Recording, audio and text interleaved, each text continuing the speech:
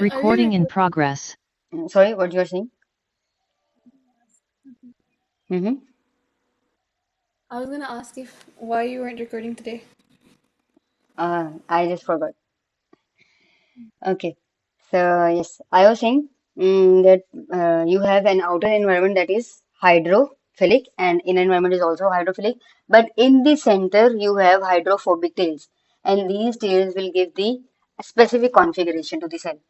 And why it is important to have this type of configuration? Why it is important to have hydrophobic inner configuration? Why is it so? Hmm. What? I'm saying why it is important for a cell to have such a cell membrane in which the inner side of the cell membrane is made up of hydrophobic tail. Why is this so? And in simple words, I'm asking why this configuration is important for cell. This configuration in which there is outer hydrophilic heads. Both the outer sides are made up of hydrophilic heads, and the center part is made up of hydrophobic tail. I am asking why is this important for cell membrane? Why we can't just Um, have one side? because there's an aqueous environment in the cell as well. Hmm. Yes, So that's why. yes, and also if you see, if we are just talking about, let's say we are just talking about the half part, okay, like this. What will happen if you just take this half? So the inner side can't interact with the water because it is made up of lipid. If you see, this is made up of fatty acid, right? So it cannot interact with the water. And that is the reason we have lipid bilayer. You know, this is one layer, this half is one layer, and this is second layer. These are two layers. And why we have two layers? So that your cell inner environment and the outer content can interact easily from the cell membrane. The things can easily go outside from the cell, and the things can easily enter the cell membrane. Okay, and there is permeability of the cell membrane as well. It allows some of the content to enter, and it blocks some of the content to enter from the cell. So, and yes, this permeability is also specified by the cell membrane. Cell membrane gives this permeability to the cell, that which thing will be entered in the cell or which thing will leave the cell.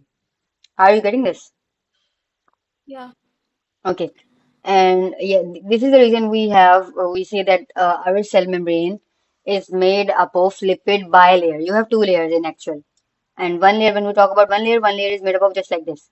You have the hydrophobic tails and the hydrophilic head. This is just one layer. But if you see, there are double layers. These are double layers, okay? And why we have these two layers? Because it has to interact, cell has to interact from the outer aqueous environment as well as from the inner aqueous environment. Yeah. Okay. Then we were talking about the, yes, phospholipid bilayer. Yes. And yeah, formation of membrane bounded organelles. Yeah, I will give you a brief introduction about this. What is this? How membrane bounded organelles are formed. Membrane bonded organelles, they have phospholipids, Hmm. they have cholesterol. Oh, they're asking me how they're formed. Yeah, I am asking you, like, for example, we are talking about specifically about lysosome. Lysosome is an organelle, right? Within the cell. Now they are talking about how its membrane will form, how lysosome's membrane will form. What will be the configuration, what will be the composition of the cell membrane of the lysosome? You will say simply Composition. the cell membrane of every, we are talking about that cell membrane is made up of phospholipid.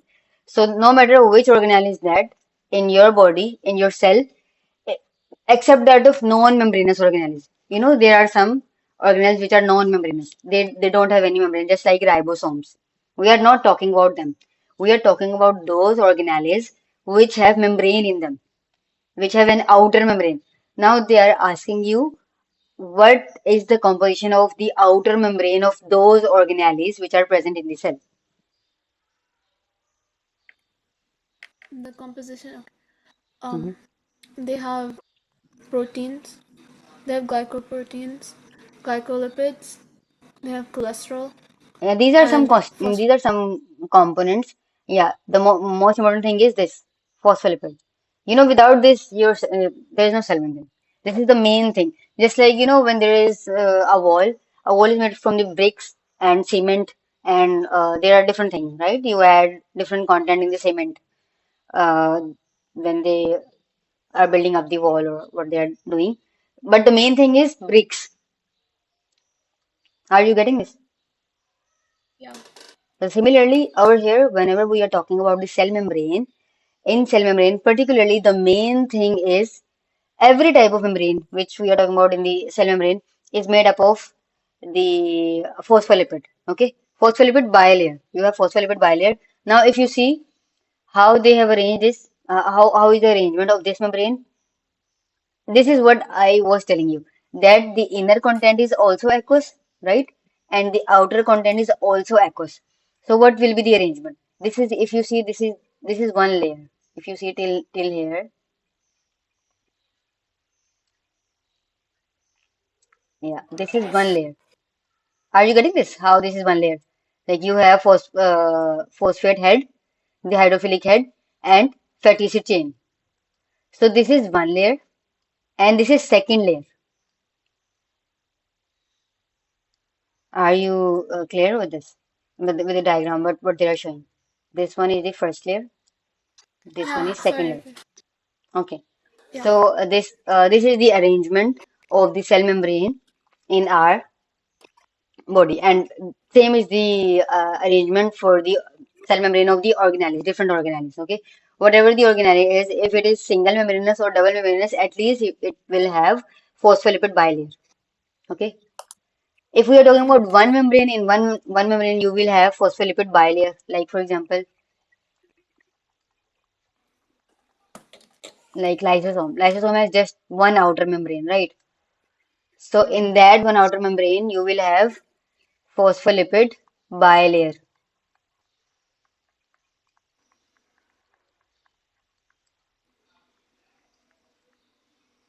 And if I talk about mitochondria, it is double membranous,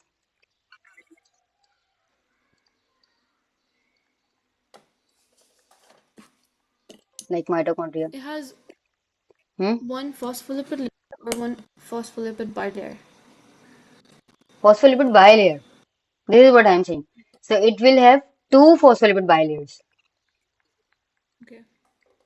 You don't have a single layer of phospholipid. You always have phospholipid in two layers. This is what I'm saying. Phospholipid bilayer. It means this is one layer and this is second layer. This whole is making up just one outer membrane. Okay, this whole is making up one outer membrane of what? Lysosome. If we talk about lysosome. Are you getting this? Yeah.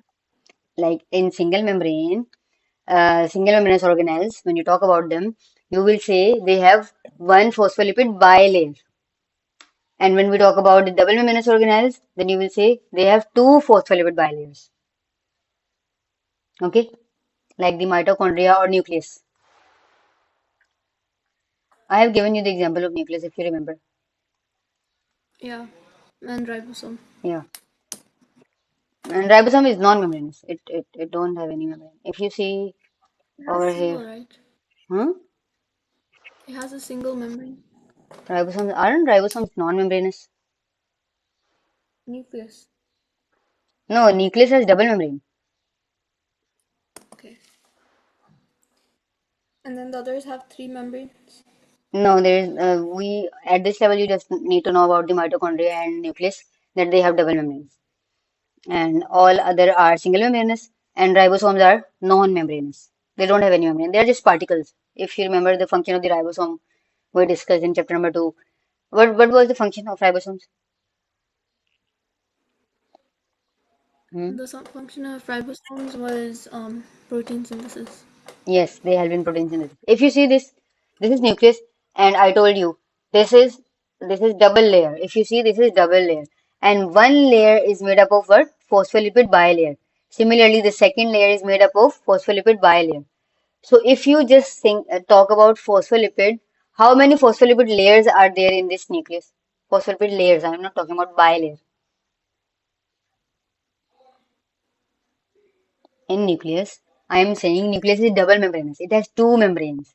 And in each membrane, you have phospholipid bilayer. This is inner membrane of the nucleus. Yeah, that's the. Yeah, that's the outer membrane. Now my question is that if I ask you in total, how many phospholipid layers are there in nucleus?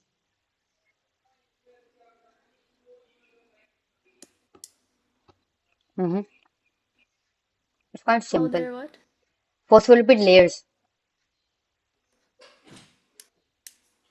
What did you ask? I am asking how many phospholipid layers are there in nucleus? Phospholipid layers. There's there's two. No, there are There's one, four four. phospholipid layers. But if I'm This is what I'm saying. If you talk about just one layer, how one layer will form? Okay, you have. Don't confuse layer with the membrane. You are confusing it with membrane. That's why there is a confusion. Okay, wait a minute.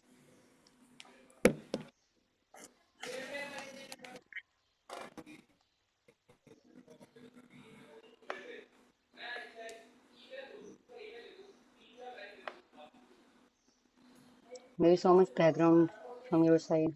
Is there someone just okay? Now if we talk about this.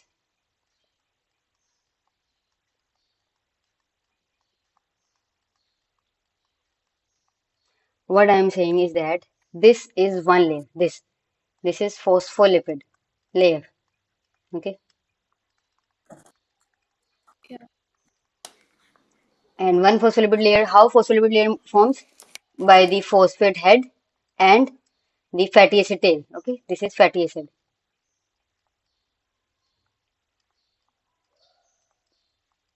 Two tails. Okay,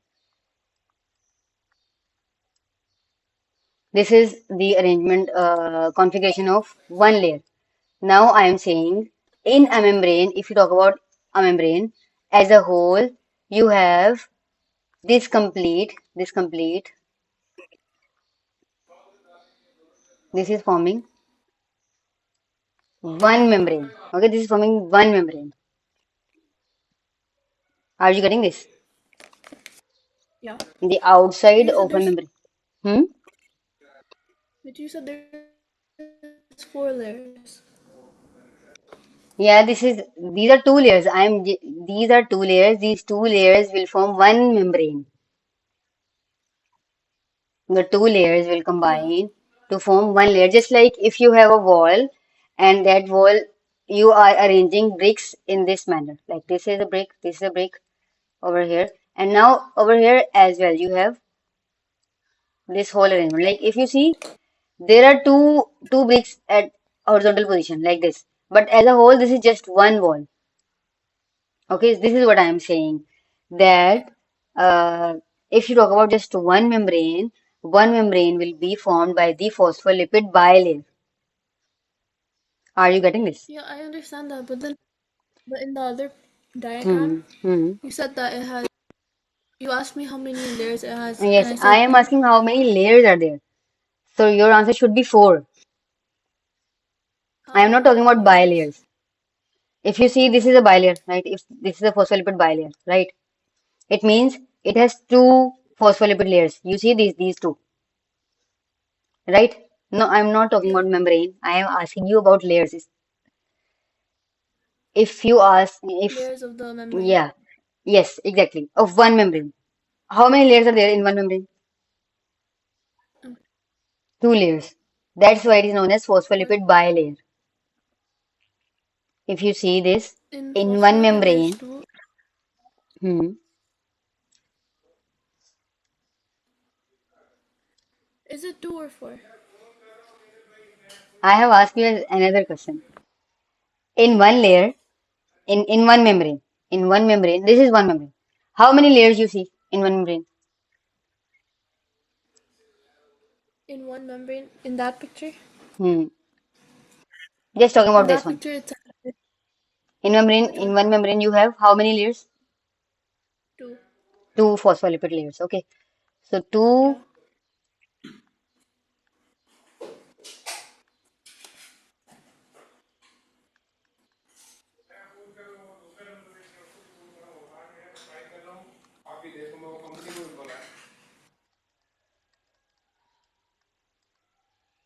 two phospholipid layers.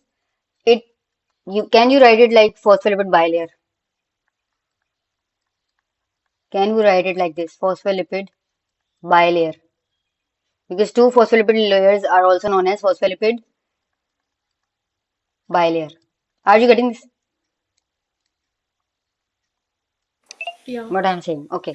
Now this is about one membrane. If I ask you about one more membrane, you have more membrane. Like for example, you have two membranes now. You have two membranes similar to this. Similar to this. You have two membranes. How many phospholipid layers will be there? You said in one membrane you have two phospholipid layers, right? In one membrane you have two phospholipid layers. Now in two membranes, how many phospholipid layers will be there? In two membranes, there will be four Yes, this is what I was asking. phospholipids. This is what I was asking you. Four Oh, okay. phospholipid layers. So don't confuse, they will Because ask you. They will ask you such questions. They can because ask. the nucleus Hmm. has Hmm. two membranes. Yes, exactly. It Oh, has okay. two membranes. That is why if we talk about bilayers, then you will say two phospholipid bilayers. Like this is one layer, one inner phospholipid bilayer. This is outer phospholipid bilayer. If I ask you about just layers, total layers, so then you will tell that total there are four phospholipid layers. And you can write it like this. Two phospholipid bilayers. Are you clear with this, what I have written? Yeah. That whenever you have double membranous organelle, just like mitochondria or just like nucleus, at that moment, if examiner asks you about phospholipid bilayer, how many bilayers will be there? Bilayer. You must keep this in In one mind. membrane, Into double membranes in mitochondria. in two membranes, there's four. No, I'm asking about bilayer. Four phospholipid bilayers. No, phospholipid. Four phospholipid layers. Yes, yes, bilayers. I am asking about bilayers. How many bilayers will be there? There will be two bilayers. Yes, in one Phospholipid bilayers. membrane you have layer. You have one bilayer. In one membrane, just remember this simply. Yeah. That in one membrane you have one phospholipid bilayer. Okay, and Okay. in two you have two. In two membranes, like if you have double membrane, you have two phospholipid bilayers. If they ask you the total number of layers, then you must know that one phospholipid bilayer forms by two phospholipid layers. Okay. Okay. And so if they ask you about the double membranous organelle, then you must know that in double membranous organelle, okay, you must think at that time, now they are asking about the double membranous organelle, it means there will be two phospholipid bilayers, okay? Two phospholipid bilayers, and you know, in one phospholipid bilayer, how many phospholipid layers are there? In one phospholipid bilayer, how There's two many? phospholipid layers. Yes. And now they are talking about double membrane. So double membranous organelle. So in that, how many phospholipid layers will be there? You will think that how many bilayers are there? So you know, in double membranous, obviously there will be two phospholipid bilayers, right? And two phospholipid bilayers means there will be in total four phospholipid layers. Clear? Okay. Are you Yeah. clear with this, or should I repeat this again? No, I understand. No. Okay. This is what I was asking you. That this is a double membranous organelle. Okay, yes. And then, yes, we did discuss about the formation of, now you told me the composition. The composition was the phospholipid protein, glycolipid, cholesterol. These are the components which will make the membrane, okay, of the organelles, Yeah. of the lysosome or mitochondria, nucleus, whatever that is. Now, what will happen? How it will form? Now you have components. What should be done? You know, just like cooking, Um. what we do, we have ingredients, we combine them. There. Yeah. Yeah. Hmm. they'll assemble into their structure into bilayers. Yes, they will assemble in the form of bilayer, and you know that is mandatory. For Yeah, just one membrane, there should be a bilayer formation. Yes, and then what will happen? they'll be Hmm. remodeled Yes, through budding yes. and fusion. Hmm. Budding meaning the separation, and fusion meaning putting them together. Yes. Budding means like if you have an extra component in the cell membrane that will be bud off. And in Yeah, fusion, if you need something from the atmosphere, from the environment of the cell, from any other component, if the cell membrane of the lysosome need that, then that part will be fused with that particular cell membrane. Okay. okay. And how, yes, one more thing, how this process is driven. What is the most important thing which allows these all components to combine together and to form a layer, to form a phospholipid bilayer?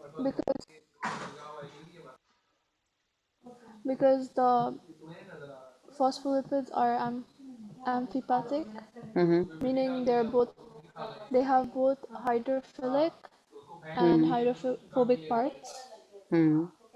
the hydrophilic head and the hydrophobic tails. So they're amphipathic. Okay.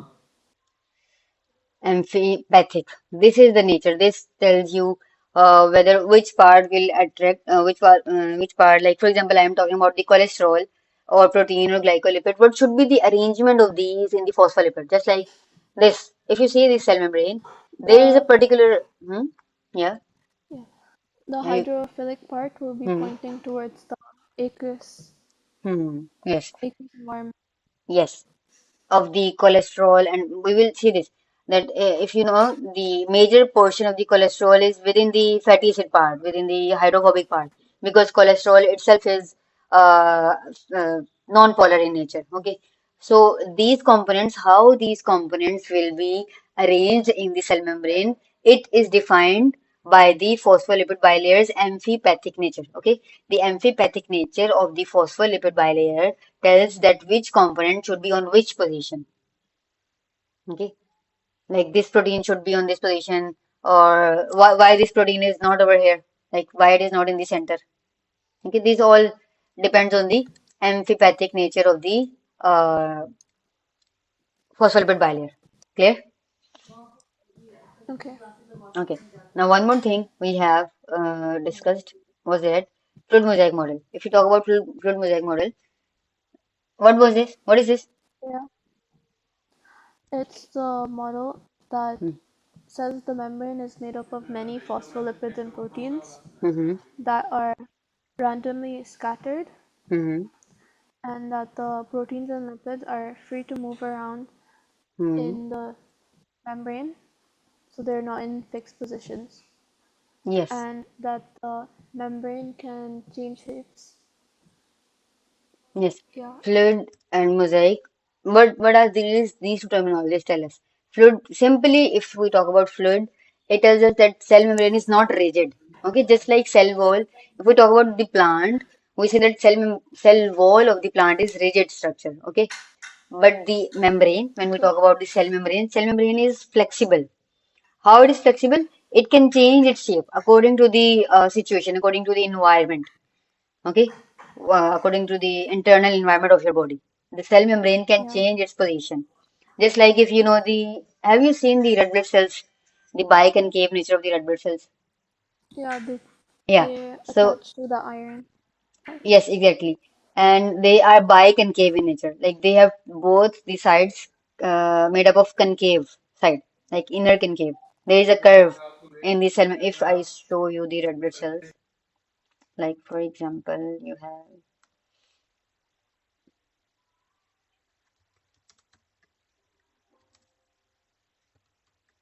they are made up of they are biconcave in nature. Yeah, they are like this. Okay, so they can mold themselves. Their cell membrane can mold themselves. This is what I am talking about. Why cell membrane can mold itself? It can change its shape Are you because, showing a picture? yeah, I am showing. I It can't. is I can only see okay, okay, the okay. notes. Because I am not sharing the entire screen. That's why I was just sharing that screen. Can you see this now? Yeah. Yeah. Okay. Now I was talking about this. These are red blood cells. They have, we say that red blood cells are biconcave in nature. What is meant by biconcave? That they have two sides. The outer side is also concave, it has curve, and the other side is also curved. That's why we say that RBCs are biconcave in nature. Just like you know the concave lens you have done in the IGCSE physics, the concave lens that is curved. Yeah. Similarly, RBCs are curved from both sides. That's why they are known as biconcave. Okay, and I'm giving you this example over here because I am saying that cell can change its membrane according to the situation, according to the environment, and this flexibility, due to this flexibility, we give it name the fluid. Okay, if someone asks you the fluid mosaic model, why we are saying cell membrane, like why it is having such a name, fluid mosaic model. So we can say the membrane is not a rigid structure. It behaves as a two-dimensional liquid. Okay, this is very important. That's why I have directly mentioned the definition over here that it behaves like a two-dimensional liquid. That is why it is known as fluid. And I told you one more thing that the molecules can you see this, the screen? I can see the red blood cells. Okay,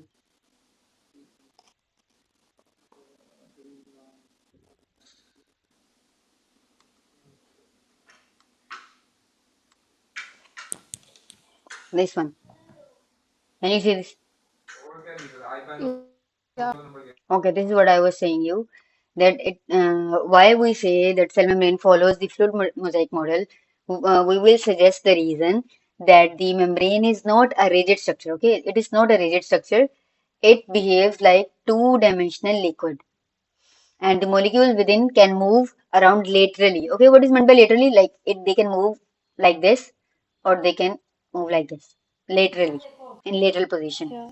allowing the cell to change the shape, repair itself, or move. That is why these are the reasons on which we say that the cell membrane behaves like fluid. What is the first reason? That it behaves like a two-dimensional liquid. Second reason is that it can move laterally. The molecules can move, not cell membrane. The molecules can move laterally inside cell membrane. Third thing is that the cell membrane allows it to change its shape or to repair its shape or to move from one place to another. Okay, these are some of the reasons uh, on behalf of which we say that cell membrane is fluid in nature. Okay, are you clear? Yeah. Okay, what about mosaic? Now you can tell me about mosaic. Mosaic means that Hmm. it's the structure is not, Uniform. yeah, it's not uniform. It's Hmm. patchy Hmm. with a mixed composition Hmm. because it contains um, phospholipids, Hmm. glycoproteins, glycolipids, and Carbohydrates. cholesterol. Yes, different things. It is not just Yeah. made up of, you will simply say it is not just made up of phospholipid, it has different components which are present at different positions. And how these are arranged, on which basis they are arranged in the cell membrane, the carbohydrate, They're cholesterol, arranged protein. Hmm. the they're arranged within the Hmm. membrane like tiles. According to the amphipathic nature of the Mosaic. phospholipid. Okay. That's because of the Hmm. hydrophilic Yes. part facing outwards. Hmm. Hydrophilic and hydrophobic part. We will say if someone asks you how the protein, cholesterol, and carbohydrates, how these components are arranged in the cell membrane. So you will say they are arranged on the basis of, on the behalf of phospholipids, amphipathic nature. Okay. The Okay. phospholipids amphipathic nature tells what should be the position of protein, where should be cholesterol present, where should be carbohydrate present. And they replace that old sandwich model. which I was telling you that sandwich model was giving just one information.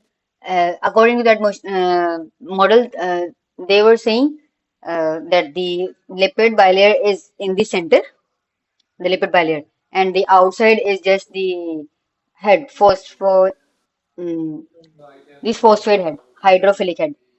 According to that sandwich model, there was nothing like this. No other components were present. The glycolipids, carbohydrates, transport proteins. That was an old model, the sandwich model. So they rejected this model. You know, the Singer and Nicholson, they rejected that and they suggested a new one. So this is the acceptable one. Okay. And then we discuss about the intrinsic proteins and extrinsic proteins. And what are these? The intrinsic proteins are, what are these?